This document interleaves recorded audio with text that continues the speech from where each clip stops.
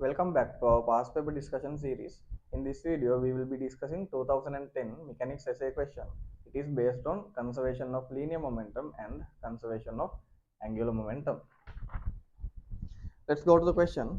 A uniform rod AB of a square cross section, mass M and length L, rests on a horizontal frictionless surface as shown in figure 1. The moment of inertia of the rod about its axis perpendicular to the surface and passing through its center of gravity is I. Then diagram check karana. An axis passing through the center of gravity G perpendicular to the surface.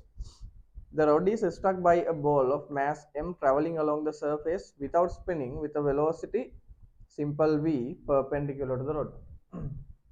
Now check the diagram. There you can see a simple M mass is moving perpendicularly to the rod at a velocity V, right? It strikes the rod at a distance simple x from the center of gravity. Assume that the rod does not topple. After the impact, the ball recoils in the opposite direction with the same velocity. After the collision, it recoils with the same velocity, right? First, consider the linear motion of the rod that occurs due to the ball.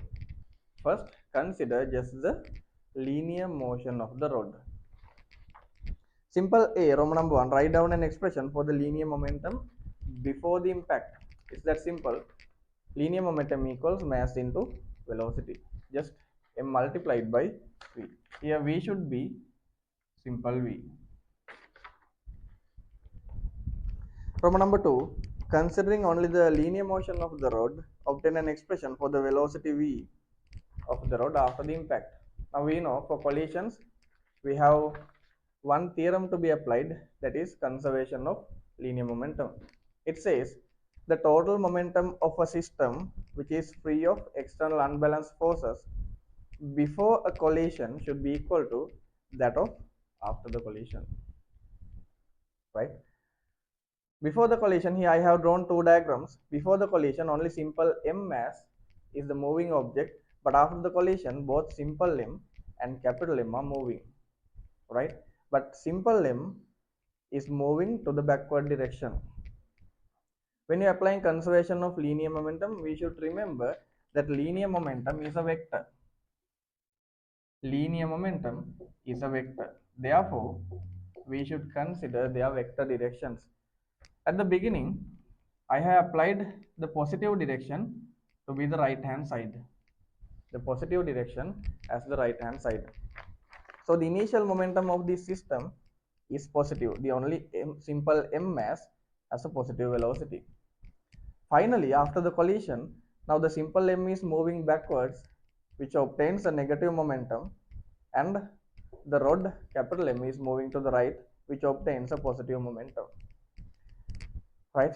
In this calculation, we can subject V, right? It is 2mv over M. Simple B.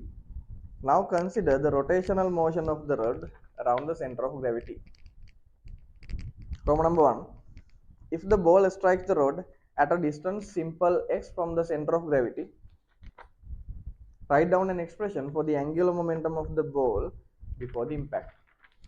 We should remember that angular momentum is the moment of linear momentum. Initially, we can see directly the ball has a linear momentum. Now we have to convert it into angular momentum. How we can do it? Just multiply the linear momentum by perpendicular distance.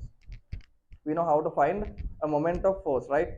A moment of force means force multiplied by perpendicular distance. Now here it is the moment of linear momentum.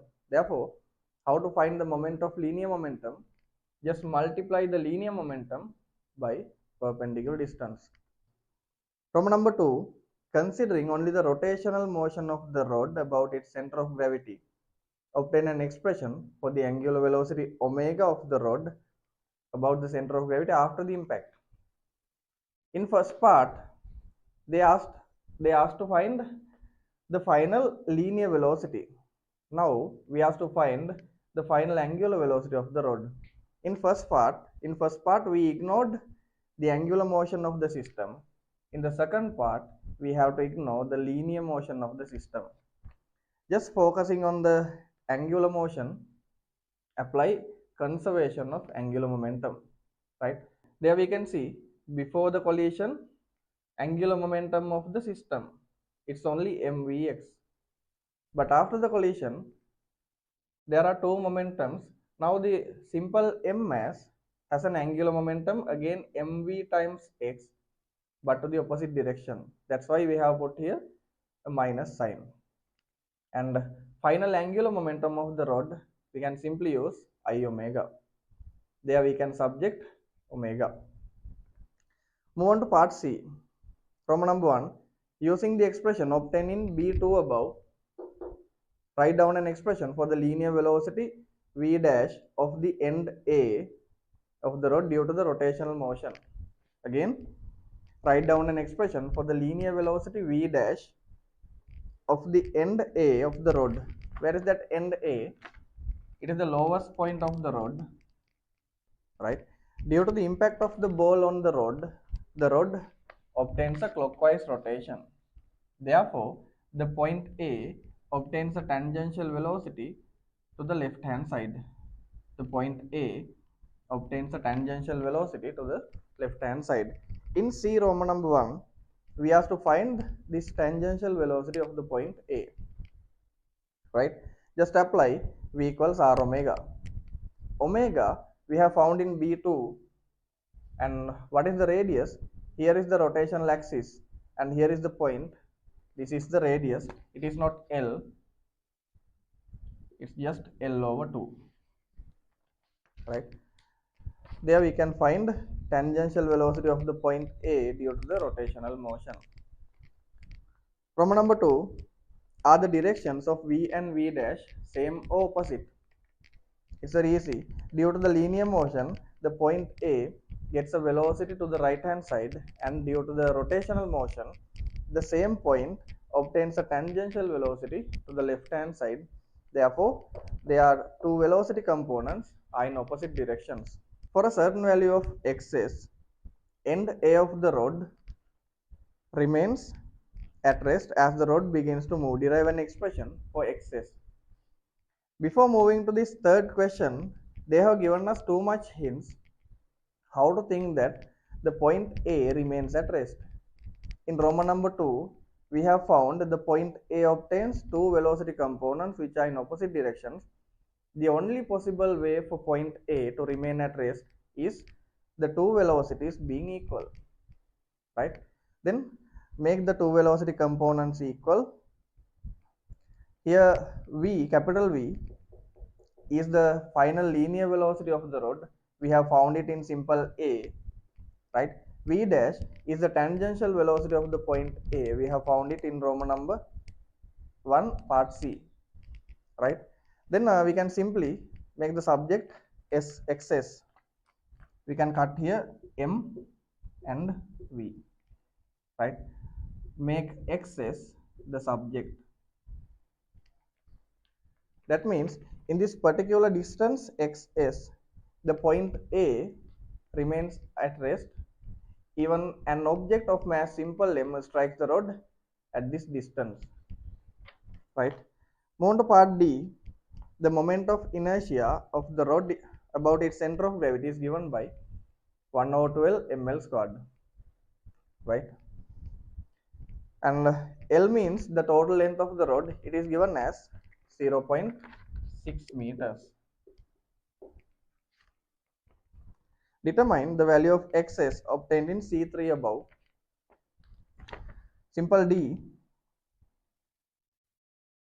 For simple C, Roman number 3, we have found xs equals this expression. In simple D, we have to replace only the term I, the moment of inertia of the rod. Here, 2 over ml, 2 divided by ml multiplied by the moment of inertia of the rod.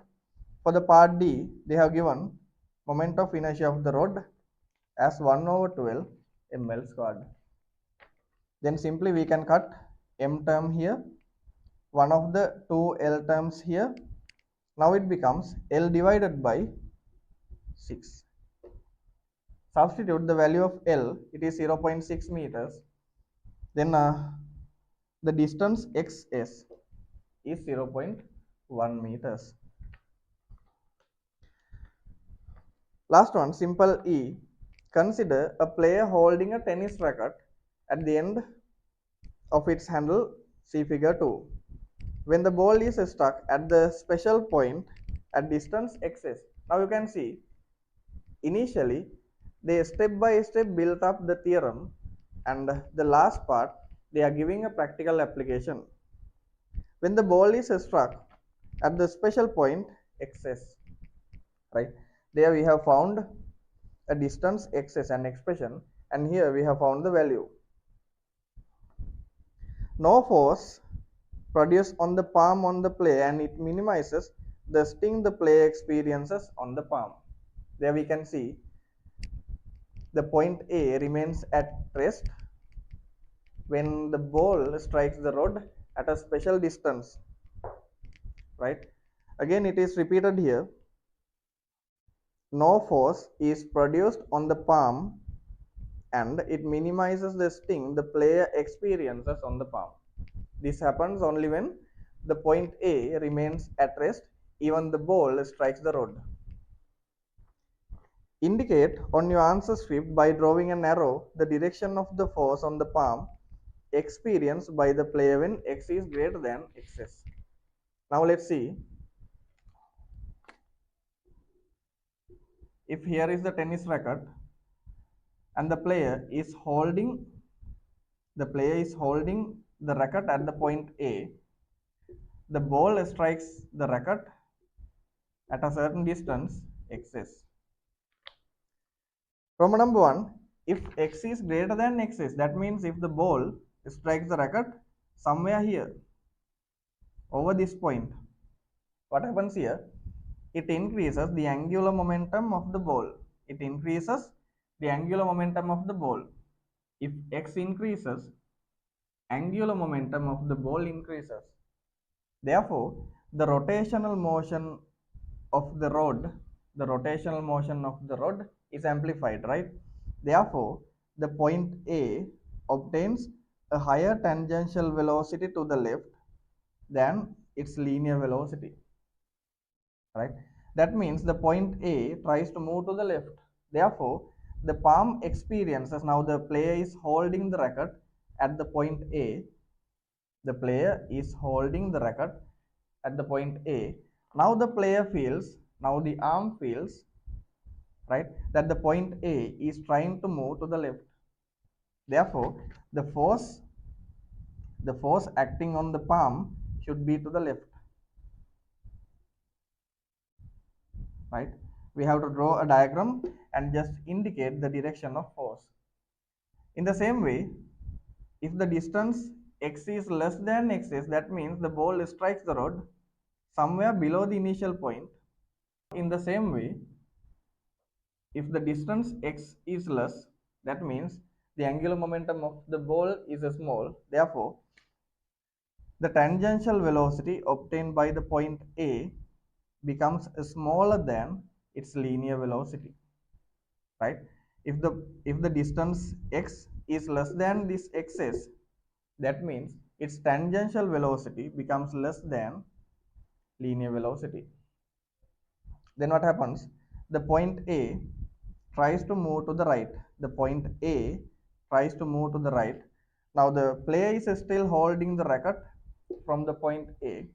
If the point A tries to move to the right, the player experiences a force to the right. The player experiences a force to the right. Ada yang menang? Atau dua diurai? Itu lebih lang daw sa karon.